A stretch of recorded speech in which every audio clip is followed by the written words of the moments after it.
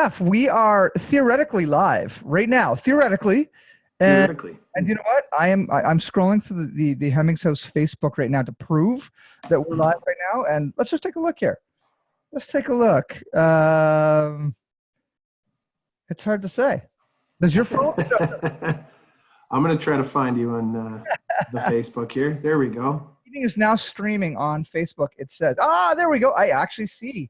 I see us right now. So this is really good. So what we're going to do, Jeff McAloon, is we're both going to open up our Facebooks, okay? And we're going to share from Hemmings House. Okay. Share this to our own feeds. This is a great tutorial. Thank you. Yeah. First time. The whole world is trying to figure out Zoom right now, and I was one of the fortunate ones that I've been using Zoom for about 2 years now for all the podcasting we've been doing, and it's been great. So I am available to help anybody who wants to figure out Zoom. We are here to help. We're here. Okay, I'm going to press share, and I'm going to share to my and post. So now the Hemmings House stream has it, and my personal stream has it. So and I think I've shared it as well, Dave. I think there's a start button. I'm not going to hit the start button. Just share. Is it? This is good. So, so Jeff, or I'll introduce you to those very few people in our very large network who don't know you. Besides a good friend, a musician, Jeff McAloon, you are the executive director. Is that correct? Of the president and CEO. Sorry, the president and CEO of the St. John Regional Hospital Foundation, and that was embarrassing miss on my behalf because hey, I get to see you almost every week when we have coffee. That's right, my friend. Yeah, we haven't jammed together in quite some time though. We need to fix that. And that was fun. You had a great time. Yeah, you jammed with us at Fox Farm. Now, Fox Farm hasn't really jammed since that time, but wow, the accordion had that much of a negative impact. You guys stopped jamming. why do we even bother to keep on playing? So Jeff, why don't you tell? I already know a lot about what the Foundation does, but let's just you give the audience who's listening right now just a quick roundup of what your foundation is doing. Yeah, sure. So in general terms, our hospital foundation, our mission is advancing healthcare in New Brunswick through the power of philanthropy. And so we connect with people in the community and all over New Brunswick, all over the country for that matter, who are interested in helping advance healthcare here in our province. And so we raise, anywhere between $8 and $10 million a year. That's directed to all areas of care. Quite a bit of what we do supports Horizon. Probably the large majority supports our major, the large health authority in the province. But we've also funded research programs at universities, various mental health programs at the community. We're primarily here to advance healthcare in our great little province. So there's so much to talk about right now. We're in the midst of the first pandemic that probably you and I have lived through. Yep. Certainly of the scale. And as a fundraiser for a hospital, which is in this time of need is absolutely critical. What's the landscape for you guys right now? I know Clinic One is a massive undertaking and project that the whole community is excited for. Does that go on hold for now while the COVID thing goes through, or are we still continuing to make the push? Give us the landscape of how we as a community can continue to support what's going on. Yeah, it's a good question, Greg, and it's it's a topic that my colleagues from right across Canada, all across North America, really, we're having on a daily basis, connecting with each other. Obviously, the needs that we bring to the community on a regular basis are really urgent and important needs. This is a special time. This is a really unique time. So I don't want to suggest that our fundraising is on pause, but our fundraising and our communication with the community is perhaps changing for now. So early on in this crisis, a little over 2 weeks ago, we had a number of our donors call to say, how can we help? We want to do something to help get behind healthcare workers. We know how hard they're working. We trust them. What can we do? So we established an emergency response fund for the whole province, so that Horizon and Vitalité, they're going to have some incredible costs to deal with in dealing with this, and we want to do our part in connecting the community with Kayla in the background. She had a little happy smiley balloon. I love it. There we So go. there it is. I love it. That's perfect. Co-host. So we wanted to proactively be ready for those in the community that want to get behind healthcare. But it's a really delicate time. There's so much uncertainty. There's so many people that are unsure about their economic future, and so right now my team we're trying to walk a careful line. Our responsibility is to be there for a hospital when they need us, but we also have to be respectful of what the community is going through. So all I can say for right now is we have been having a tremendous response to that emergency fund. You probably saw the announcement yesterday about a very significant gift. Yeah, and are we allowed to talk about that? Because I'd written the paper today, and I was Yeah. thrilled to see. Well, why don't you honor the news? Yeah. So just a couple of days after we set this fund up, we had a call from the Beaverbrook Canadian Foundation. Their directors in Montreal, and they do a lot of work in New Brunswick, particularly in the arts community, but they care about this community and they wanted to help. So they offered a $20,000 community matching grant. That was surpassed in just a couple of days. The fund was growing well over $60,000. And then I had a call from Arthur, Sandra, and Sarah Irving, members of the Arthur L. Irving Family Foundation. And they said, look, we continue to be proud of this hospital and proud of our healthcare workers around the province, and we want to do something to help. They've gifted us $1 million to this fund, so incredibly significant. Amazing. And that's just like, to me, I got shivers when I read it in the paper today, because I was like, now's the time for businesses that have the means to step up. And It's true. how just what a generous gift, for, like, wouldn't it be nice someday for me to be able to something like that, like it's just, it's such a good help. And really, because the hospital has so many needs and preparing for what could be a very challenging time moving forward, that money is critical.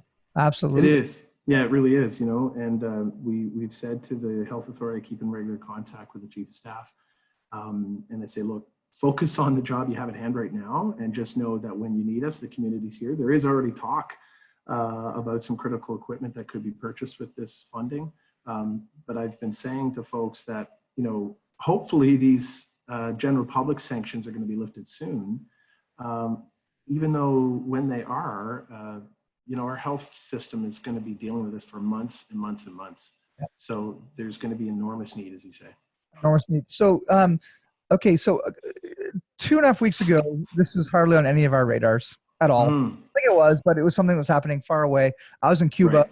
We got onto the airplane to Cuba because really there were cases in Canada, of course, but it was not even on the radar. I guess that would be the beginning of our March break. And we were in Cuba with no internet, and because it was so expensive at the resort, we said, let's just disconnect. We had no idea what was happening. We came home to this. And so we've been on quarantine for, well, today's probably day 17 or something like this. But previous to all of this, Jeff, Hemmings House and the foundation have been doing a whole bunch of work together for a number of years. Yeah. And I was hoping we could share the latest animation that we did for the foundation. I'd love that. Because the whole, the whole focus of the foundation before this disruption was Clinic One. So do you want to give us a quick rundown on Clinic One? I think every St. Johnner has been to Clinic One and understands fully the need for improvements and expansion there. But why don't you tell people what the campaign was? Because we'll get back to that focus eventually, right? Yeah, that's right, exactly. So as you say, almost every St. Johnner will know this clinic. Folks from around New Brunswick, from PEI, Nova Scotia can know this clinic too. There's over 40,000 people that go through these doors every day, or every year, 5 days a week. It's the busiest clinic in the province. 32 specialties that work there. So if you've had a cast put on, if you've been part of a diabetic clinic, a foot clinic, cardiac clinic, post-op, there's a list of 32 specialties. So just about every department in that hospital uses the clinic, ambulatory clinic, for their patient services.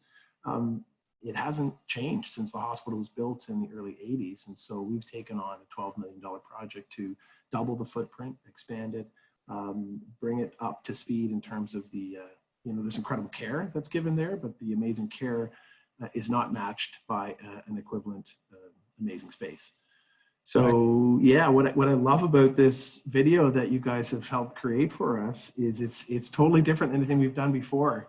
You know, kind of like you, there's a lot of similarities what you guys do and what we do. We're storytellers, right? And you're a storyteller. 100%. And what I love is that this video is a very different way of telling a story. And I hope it resonates with people. I think it's, well, I'm not going to say any more about it. I think it's Okay. worth So I'm going to share my screen. Can you see that full screen, Jeff?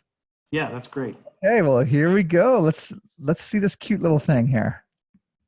Is this a hospital we're in? This is a hospital. It's a little bit small. That's a problem. Well, I plan to make this hospital bigger. No, I make the plan. I'm enlarging this clinic. No, I am.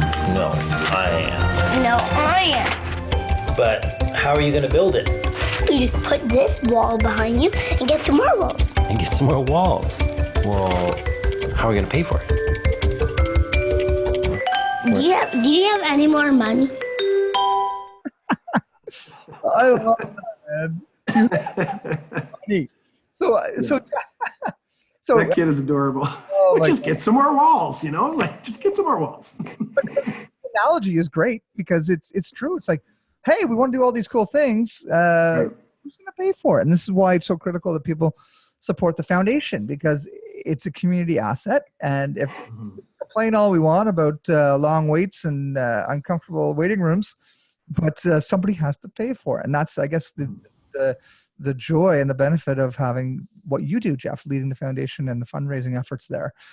What did that little cartoon that we did for you guys, how did that speak to the actual need for what you guys are looking for?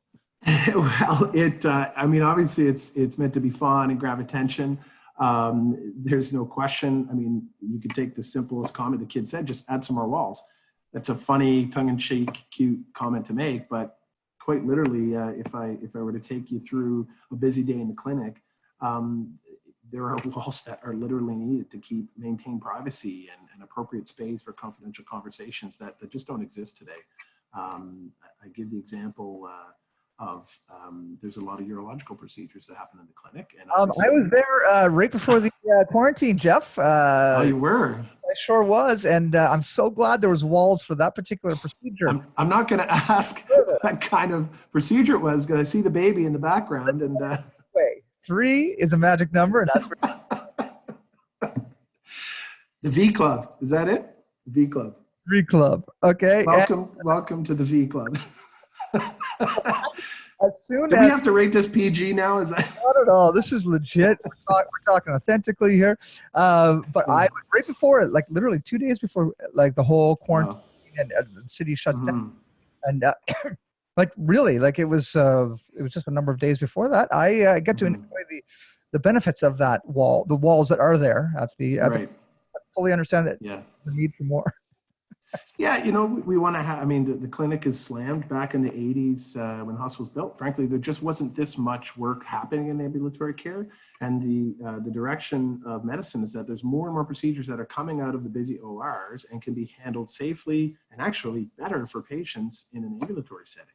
But the space has to match that. And so we looked at this and felt that this was something the community could do. This is a direction that most hospitals around the world are going. But it takes significant funds, and our hospital is maxed with priorities. Right now, their number one priority from a space standpoint is they're working with the government on expanding our oncology and ICU. That's a significant, well over $100 million project, and that's moving forward, thankfully. But in the meantime, we think that our community can make this project happen sooner than it would if we were to wait for public funding. So yeah, it's an important project. Well, listen, we're coming up to a close, but with your permission, we'll share out some of the videos we've done with the foundation over the last couple of years, if you're cool. Yeah, that would be great. Actually, finally, you should bring up old videos. My wife Sophie and I were, like many, getting stir crazy, so we went out for a drive in the car yesterday, and I took her out to that location where we filmed one of the Heart Center videos. That's exactly. I was like, we should totally show that film sometime. So maybe I'll put that on the Hemmings House Facebook in the next. That'd be great. Keep people to continue thinking about what the good work is that you're doing. And well, Greg, I don't know if you noticed, Greg, we've actually, so we did that project 2 years ago with you, maybe a little over 2 years ago. Yeah. we brought those back out of the can, and we're running them on CTV right now, and they're really getting tremendous feedback. It's Really? again, it's another example of how flexible you guys can be. I mean, folks on the video today just saw that fun cartoon. Well, they'll see the Heart Center videos, and these are, I mean, I'm no expert, but to me, they're cinematic beauties. These are films in 30 seconds, and they're gorgeous. And it just gives, I think, a really good example of the breadth of the work that you guys do. Thanks, man. I'm just trying to find it really quick. Do you remember what we called it? I'm trying to Vimeo. That's why the Hemmings House video of Vimeo is huge. Yeah, probably we would have called it something around more memories. Give more memories. Memory. Yeah, memories. Memories. Take a look here. Or give more memories. If I don't find it in 2 seconds, I'll find it later. There's the, oh man, we've done so much work with you guys as I'm looking through. Yeah. Oh, I've got the French one, the give. There you go. Mamad. Why don't we show? Yeah, sure. Yeah, that's great. It's a great video. So the background in this is we wanted to show how the New Brunswick Heart Center saves lives all over New Brunswick and over Prince Edward Island, and their work gives people more memories. It gives them more time, and so. We had a story of, we had several stories, real life stories that we put into, story form and actors and film for your purposes. But this story is about a family who are in the Francophone part of New Brunswick and creating that amazingly delicious, I don't know if you've ever had it, but râpé pie is an Acadian special. And this is all around Grandma, who perhaps would not have been here to continue that tradition of cooking râpé pie if it weren't for the Brunswick Heart Center. Yeah, and and we did a series of these these sweet stories, and like I said, we'll post these out over the next few days to let people continue to understand the great work you guys are doing. So, Hemmings House produced this with you guys 2 or 3 years ago, and it looks like it's back online. So I'm excited. So here we go. It's 1 minute long.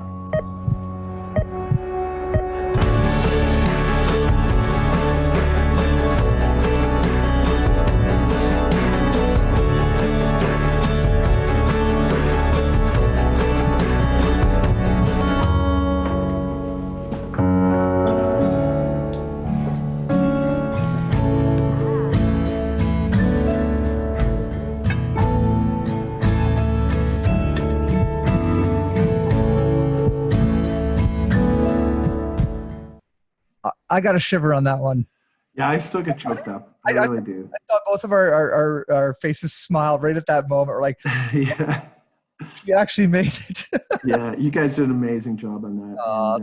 And, I know you'll post the other ones, but there's another story of a wedding, and again, based on a true story. A dad who had a cardiac event the day before his daughter's wedding, wasn't going to be able to go. Heart Center staff mobilized, everyone came in off hours and made it happen. And this is storybook stuff. You couldn't write this, but it's real life work that the Heart Center does, and you guys captured it really beautifully. Well, Jeff, thanks. What's the best way for people to get involved right now and be? So I guess 2 things. One, make sure that people are staying on top of gnb.ca/coronavirus for current updates from the government. That's the most critical thing at this time. For those that want to learn more about how they can help get behind the effort, if they're able and willing to, they can visit us at thegive.ca, THEGIVE, thegive.ca. Thank you, Jeff. I'm going to stop the Facebook Live. Thanks, Facebookers, for listening to us. And Jeff, let's get you back on again one of these days, okay? Right on. With the accordion? No accordion? Yeah, because we're going to. Okay, I'll think about it. Yeah. Right. Thanks, buddy. Take care. Jeff, that was great, man.